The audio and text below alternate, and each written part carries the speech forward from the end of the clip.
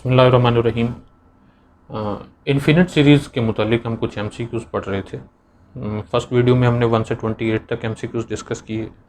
तो second video में हम 29 से ऑनवर्ड स्टार्ट करते हैं कि if summation 1 to infinity an converges and the series bn diverges then their some.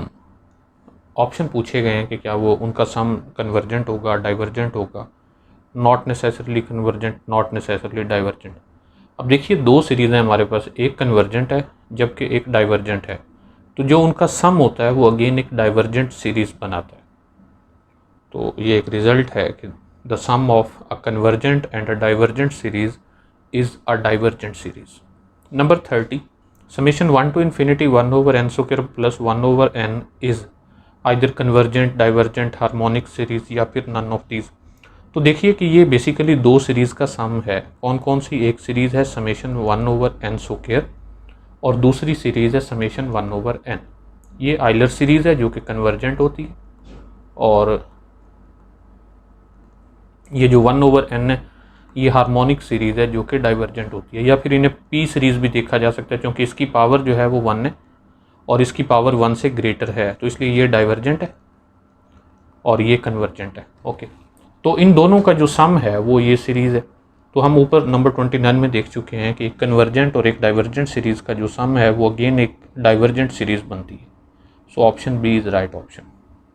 Okay, number 31, if summation 1 to infinity an and summation 1 to infinity bn diverges then what about their sum. अगर दो divergent series हों तो उनका सम कैसा होगा? तो option में है convergent, divergent, may converge and none of these. तो देखिए कि दो डाइवर्जेंट सीरीज़ का सम ज़रूरी नहीं होता कि वो कन्वर्ज करे या ज़रूरी नहीं होता कि वो डाइवर्ज करे। तो यहाँ जो बेस्ट ऑप्शन है वो ये नंबर सी है कि मे कन्वर्ज। मैं आपको इसकी एक एग्जांपल बता देता हूँ कि एक सीरीज़ हम लेते हैं समेशन 1 टू इन्फिनिटी -1। ओके, इस सीरीज़ की कौन कौन सी टर्म्स हैं? -1, -1 and up to so on. इसी तरह एक और सीरीज़ लेते हैं समेशन 1 टू इन्फिनिटी 1 जिसकी टर्म्स हैं 1, 1, 1, 1 एंड सो ऑन। अब ये दोनों सीरीज़ इंडिपेंडेंटली डाइवर्जेंट सीरीज़ हैं, लेकिन अगर हम इनको ऐड करें तो ये बनेगा समेशन 1 और प्लस इंटू -1 जो कि बनेगा समेशन 0। यानी ये एक ऐसी सीरीज़ है जिसकी तमाम टर्म्स 0 हैं। 0 प्लस 0, सॉरी यहाँ सब में प्लस लगाया जाए क्योंकि ये सीरीज़ है। Okay, so 0 plus 0 plus 0 and up to so on. तो देख सकते हैं कि इसका सम जो है वो 0 होगा। यानी दो डाइवर्जेंट सीरीज़ थी हमारे पास जबकि उनका सम जो है वो कन्वर्जेंट है। तो हम इसी वजह से कह रहे हैं कि the sum of two divergent series may converge.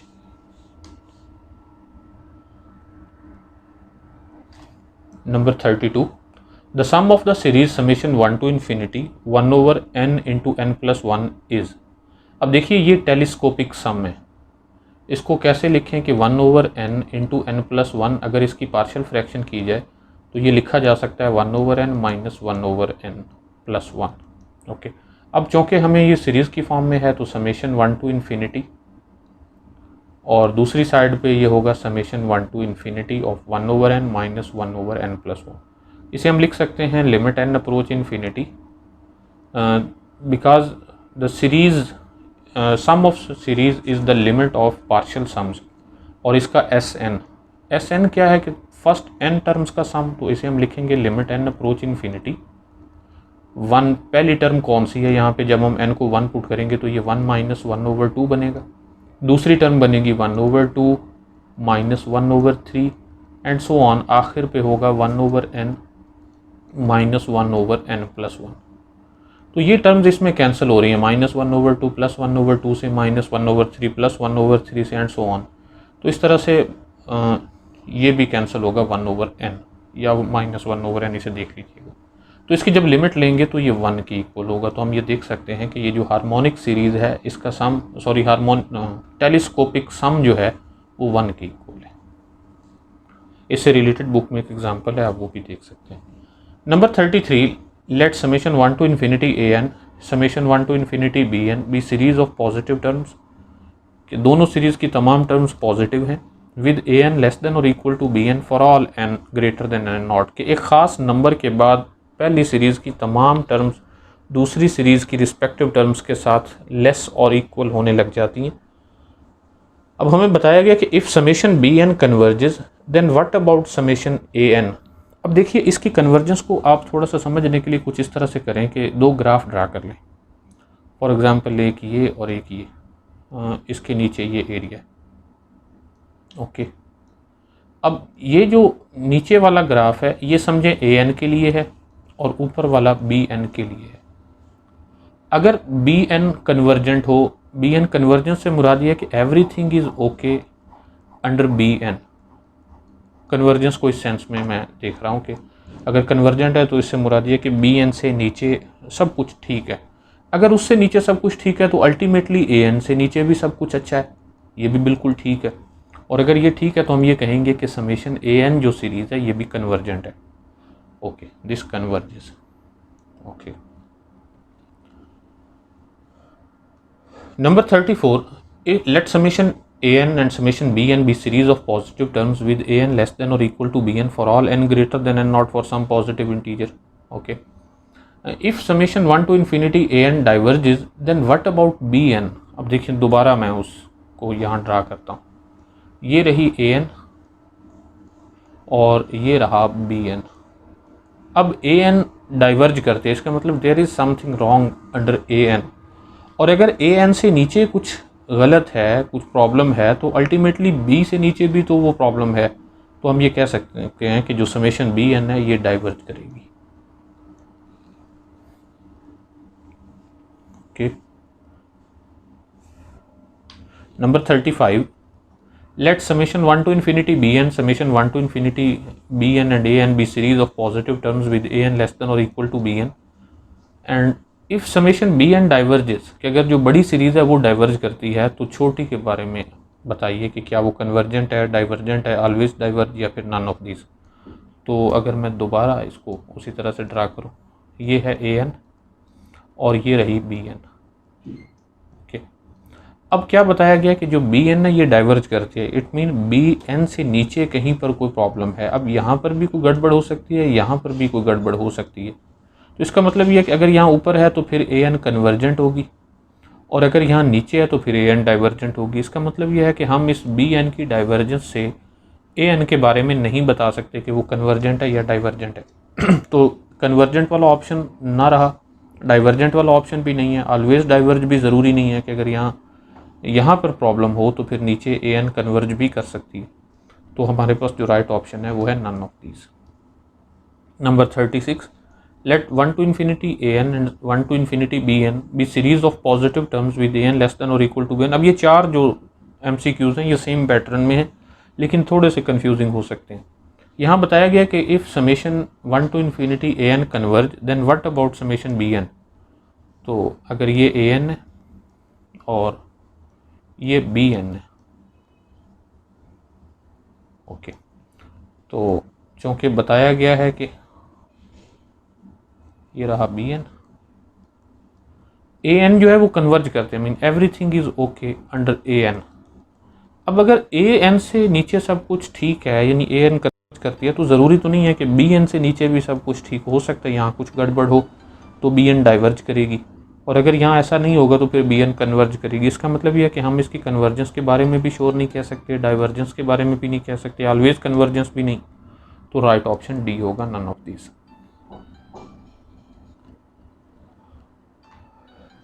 Okay, number 37, ये जो रिज़ल्ट अभी हमने पढ़े हैं नंबर 33 एंड 34 में, ये बेसिक कंपैरिजन टेस्ट कहलाते हैं कि अगर हमारे पास दो सीरीज़ ऐसी हों कि एक छोटी हो और एक बड़ी हो, अगर छोटे वाली सीरीज़ डाइवर्जेंट होगी तो फिर बड़ी वाली सीरीज़ भी डाइवर्जेंट होगी और अगर बड़े वाली सीरीज़ कन्वर्जेंट हो तो छोटी वाली सीरीज़ भी कन्वर्जेंट होती है। तो बेसिकली ये टेस्ट तब इस्तेमाल किए जा सकते हैं जब आपके पास एक सीरीज़ पहले से पता हो जिसके बिहेवियर के बारे में आप जानते हो कि वो कन्वर्जेंट है या डाइवर्जेंट है, तो उसको किसी दूसरी सीरीज़ के साथ कंपेयर करके दूसरी सीरीज़ के बिहेवियर को ऑब्जर्व किया जाता है। नंबर 37 में देखिए मैं यही टेस्ट दोबारा अप्लाई करने जा रहा हूँ कि the series summation 1 to infinity 1/1 plus n square, इस सीरीज़ के बारे में बताना है कि क्या ये कन्वर्जेंट है, डाइवर्जेंट है, अनबाउंडेड है या फिर नन ऑफ दीज है। तो देखें ये कन्वर्जेंट तब होगी जब हम ये जानते हो कि इससे बड़ी एक कन्वर्जेंट सीरीज़ है, या फिर हम इसको डाइवर्जेंट तब कह सकते हैं जब इससे छोटी एक डाइवर्जेंट सीरीज़ पता चल जाए। ये तो हम जानते ही हैं कि 1 plus N square is always greater than और इक्वल टू एन स्क्वायर, क्योंकि साइड पे 1 ग्रेटर है। ओके, तो हम अगर इसका रेसिप्रोकल लें तो 1/1 plus N square will be less than और इक्वल टू 1/n स्क्वायर। तो इसका मतलब जो दी गई सीरीज़ है उसकी तमाम टर्म्स एक नई सीरीज़ से कम हो रही हैं, यानी, और ये वाली जो सीरीज़ है इसके बारे में हम जानते हैं 1 to infinity 1/n square is convergent. So जो गिवन सीरीज़ है वो एक कन्वर्जेंट सीरीज़ से स्मॉलर उसकी टर्म्स हैं, तो हम ये कह सकते हैं कि ये सीरीज़ भी कन्वर्जेंट है। इस सीरीज़ की कन्वर्जेंस चेक करने के और तरीके भी हो सकते हैं, लेकिन चूँकि मैंने अभी बेसिक कंपैरिजन टेस्ट के बारे में बताया तो मैं उसको अप्लाई करना सीख रहा हूँ। Number 38, summation 1 to infinity 2/1 plus N square, same reason से ये कन्वर्जेंट है, डाइवर्जेंट ये नहीं है। और बाउंडेड के बारे में देख लेते हैं कि क्या ये बाउंडेड है या नहीं है। तो ये 1/n स्क्वायर टाइप है।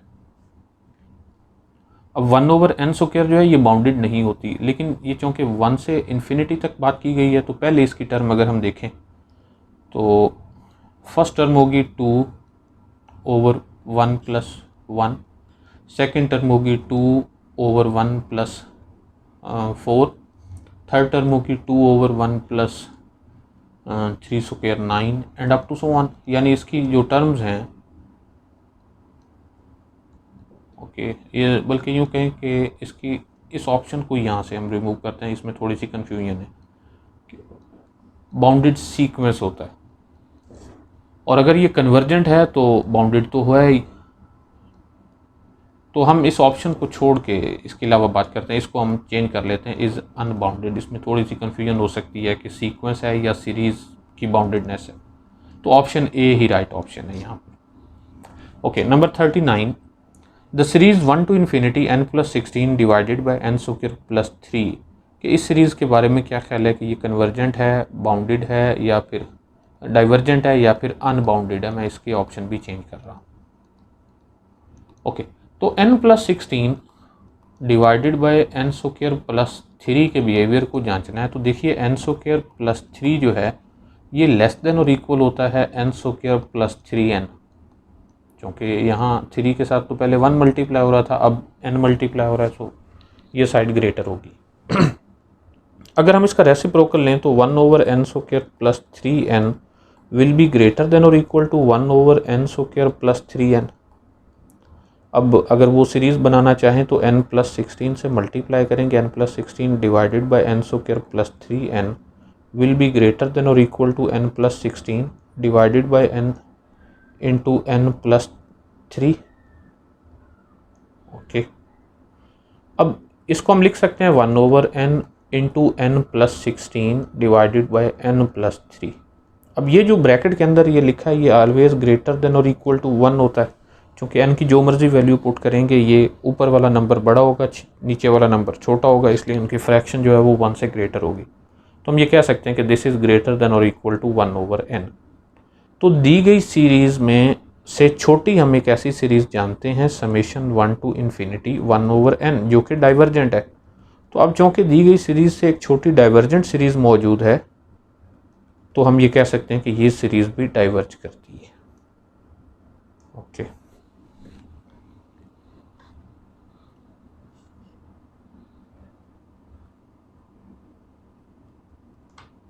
नेक्स्ट नंबर 40, कि late 1 to infinity an and 1 to infinity bn be series of positive terms if limit n approach infinity bn over an is a non-zero finite number and summation 1 to infinity bn diverges। अब देखिए ये जो चूँकि इनकी जो limit है ये ratio test है, इसे लिमिट कंपैरिजन टेस्ट कहा जाता है, रेशो टेस्ट इससे थोड़ा सा मुख्तलिफ है। तो लिमिट कंपैरिजन टेस्ट में अगर आंसर एक फाइनाइट नंबर आ जाए, नॉन ज़ीरो फाइनाइट नंबर, तो फिर ये होता है कि उन दोनों सीरीज़ का बिहेवियर एक जैसा होता है। अब एक सीरीज़ का बता दिया गया कि वो डाइवर्ज करती है, तो फिर अल्टीमेटली दूसरी सीरीज़ भी डाइवर्ज करेगी। लिमिट कंपैरिजन टेस्ट की स्टेटमेंट के मुताबिक आप देख सकते हैं, इसमें 2 कंडीशंस और भी डिस्कस की गई हैं, आप उनको भी देख लें एक नज़र। Number 41, the series summation 1 to infinity 2n plus 1 divided by 3n square plus 2। अब अक्सर स्टूडेंट्स को कन्फ्यूजन ये होती है कि अगर एक सीरीज़ हमें पता है, an अगर पता हो तो bn कैसे फाइंड की जाए। यहाँ ये जो मैंने लिमिट लिखी है, limit n approach infinity bn over an, इसको यूँ भी डिस्कस किया जा सकता है लिमिट n, बल्कि बुक में शायद इसी तरह से n approach infinity an over bn। तो अगर ये फाइनाइट नंबर है तो अल्टीमेटली ये भी फाइनाइट नंबर ही होगा, तो इसलिए मैंने इसको अगर चेंज भी कर लें तो यहाँ पर कोई हर्ज नहीं है, लेकिन बाकी केसेस में ये याद रहे कि ये चेंज नहीं होगा। तो यहाँ हमारे पास जो सीरीज़ है ये है an इक्वल है 2n plus 1 divided by 3n square plus 2। तो यहाँ bn फाइंड करना बहुत आसान है। bn के लिए क्या करें कि न्यूमरेटर की मैक्सिमम पावर जो कि 1 है और डिनोमिनेटर की मैक्सिमम पावर जो कि 2 है, तो न्यूमरेटर की 1 ओवर डिनोमिनेटर की मैक्सिमम पावर में से न्यूमरेटर की मैक्सिमम पावर को माइनस करें तो हम bn सपोज कर लेते हैं कि 1 ओवर n है। अब इस bn के साथ हम इसको कंपेयर करके देखते हैं कैसे कि limit n approach infinity an over bn ये इक्वल होगा limit n approach infinity an जो कि है 2n plus 1 divided by 3n square plus 1। तो चूँकि डिवाइडेड बाय bn है तो हम इसे मल्टीप्लाई विद n लिखेंगे, n ओवर 1। तो ये बन जाएगा limit n approach infinity 2n square plus n divided by 3n square plus 1। तो जब इस पे लॉपिटल रूल 2 बार अप्लाई करेंगे तो ये बन जाएगा 2 ओवर 3 या n स्क्वायर से डिवाइड कर दें। अब 2 ओवर 3 एक ऐसा नंबर है जो कि फाइनाइट है, ऊपर वाले रूल को देखते हुए कि अगर लिमिट का आंसर फाइनाइट आ जाए तो फिर उन दोनों सीरीज़ का बिहेवियर एक जैसा होता है। यानी जिस तरह की ये सीरीज़ समेशन bn थी, यानी जो कि समेशन 1 ओवर n है, और ये हार्मोनिक सीरीज़ है, टेलीस्कोप इसे p सीरीज़ की सेंस में भी देखा जा सकता है, और ये डाइवर्ज करती है। तो इसका मतलब ये जो सीरीज़ हमें गिवन है वो भी डाइवर्ज करती है।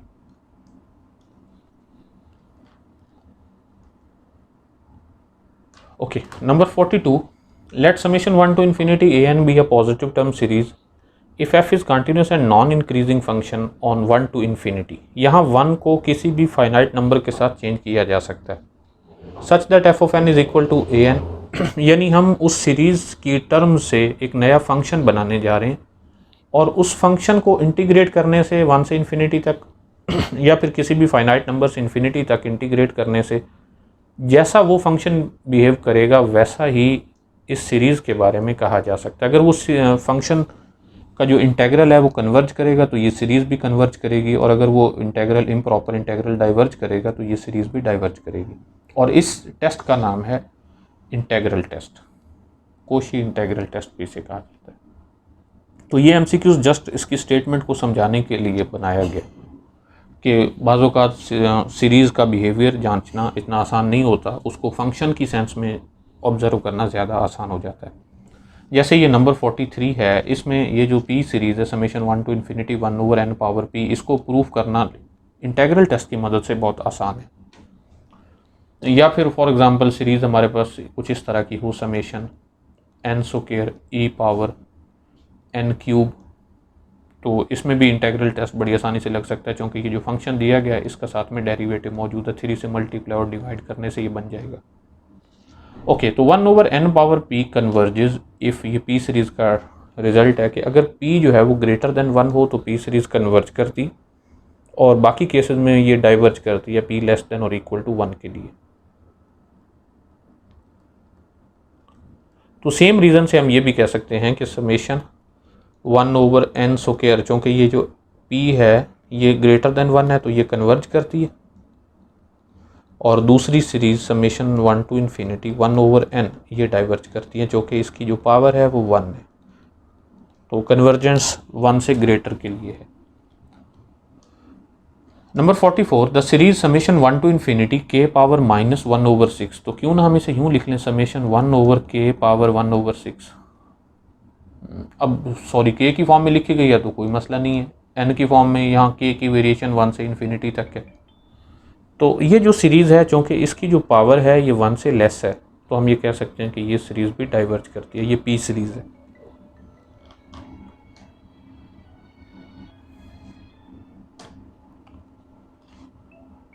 Okay, next number 45, let summation 1 to infinity an be a series of positive terms and suppose that limit n approach infinity an plus 1 over an is equal to l।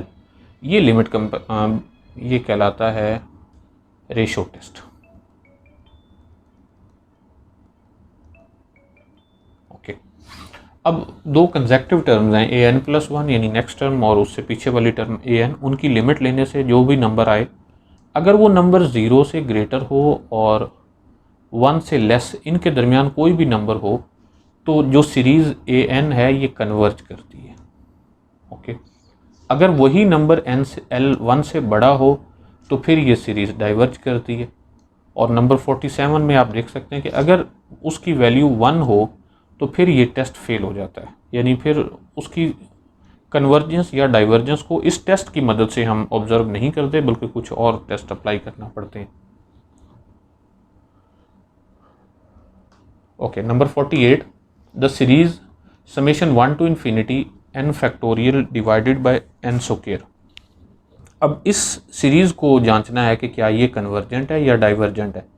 तो देखते हैं कि इस पे अगर हम यही root test ratio test apply करें तो इसकी nth टर्म और n+1 टर्म और ए एन की रेशो लेंगे limit n approach infinity. A n+1 यानी इसकी जो टर्म है n+1 टर्म वो होगी n+1 factorial divided by n+1 square. और चूँकि हम डिवाइड कर रहे हैं इसकी nth टर्म से तो इसका मतलब हम इसे मल्टीप्लाई करके लिख सकते हैं n square over n factorial, या फिर हम इसे दोबारा लिख सकते हैं limit n approach infinity n+1 factorial को लिखेंगे n+1 into n factorial multiply with n square and whole divided by n+1 whole square into n factorial. तो n फैक्टोरियल से n फैक्टोरियल कैंसिल, n+1 से एक n+1 कैंसिल, तो ये बन गया limit n approach infinity n square divided by n+1। अगर L'Hôpital rule लगाएं तो ये बन जाएगा limit n approach infinity 2n, तो जो कि इन्फिनिटी बनने जा रहा है जो कि ग्रेटर देन 1 है। तो हम अभी ऊपर ये देख चुके हैं कि अगर l की वैल्यू 1 से ग्रेटर हो तो फिर ये सीरीज़ डाइवर्ज करती है। तो यहाँ हम ये बता सकते हैं कि this series is divergent. Okay, next number 49, the series summation 1 to infinity n square over n factorial. अब उसी सीरीज़ की टर्म्स को उल्टा दिया गया है तो इसको भी उसी तरह से ऑब्जर्व किया जा सकता है। इसकी nth term limit n approach infinity n+1 term divided by n term, तो ये हमारे पास हासिल होगा n+1 divided by n square मुकम्मल कैलकुलेशन करने के बाद, तो जो कि बन जाएगा 1 ओवर इन्फिनिटी टाइप मीन्स 0। और चूँकि ये पहली कैटेगरी में लाई करता है कि l की वैल्यू 0 है 1 से लेस है, तो हम ये कह सकते हैं कि दिस सीरीज कन्वर्जेस।